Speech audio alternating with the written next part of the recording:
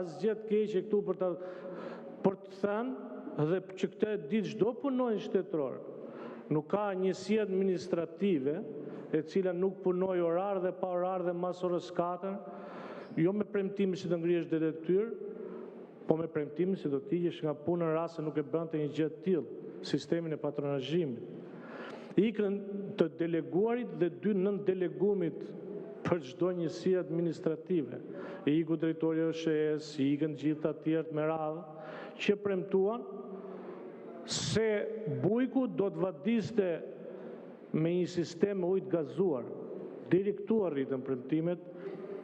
Sot kemi gëdhir prap si para 6 muajve.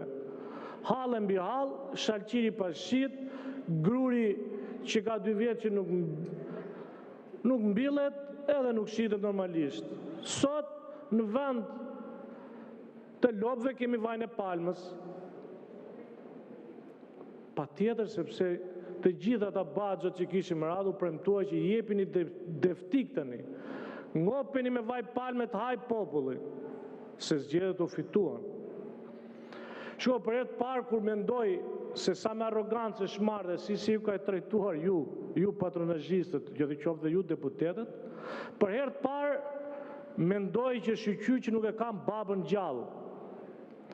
Se 3 mandate rreshtje e lirojnë nanën, tani do kthehet nga baba, shqyqy unë shpëtoj të kjo pjesë.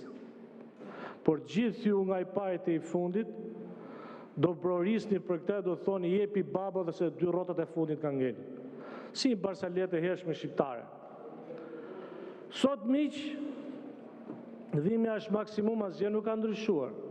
Shkoni pyesni Hajdin Lushnjët, shikoj se sa qef dhe sa hare e ardh, dhe sot sa bukur t'i thonë me teklif maroj 200.000 lekëshi që na dhanë për zgjedhje. Hajde pyesni të gjithë lushnjarët me Terezi, nuk ka nevojë më t'ju tregojnë se çfarë ka ndodhur sot, hapen gjithë. Të majtë djathtë ata që i premtuat ju se do t'i ngrinin qiell. S'ka më nys gjokaj dollira, se iku ajo e keshit. Nuk është më, edhe pse në orar të punës shfrytëzonte për dollin nys gjokaj, sot nuk është më. Ata atje çfarë do t'i themi? Shalqiri sushit, domatja po ashtu jo. Rruga ngeli për gjysmë para zgjedhjeve. Premtim shkrepat i çuam. Atëherë do të vazhdojmë se si funksionoi e gjithë skema. Lejet e legalizimit është shumë e thjeshtë fare. Mjaftoni të shikoni urdhrat që ka Agjencia Shtetërore e Kadastrës, që bën me master plane dhe me lagje. Hapini gjitha lejet e legalizimit që janë regjistruar dhe të shikoni janë gjitha atyre njerëzve që ju keni premtuar që do merrni vot. Pra një këtu, një atje dhe një atje më tanë. Hapini e keni shumë kollaj. Të gjithë me radhë.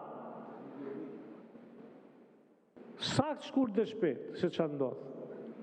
Hajde pyesni si funksionoi për traktorët me AZBR. E keni shumë kollaj, gjeni emrat se kush dhe si. Hajde në shikoni me skemën e naftës si është përdoruar.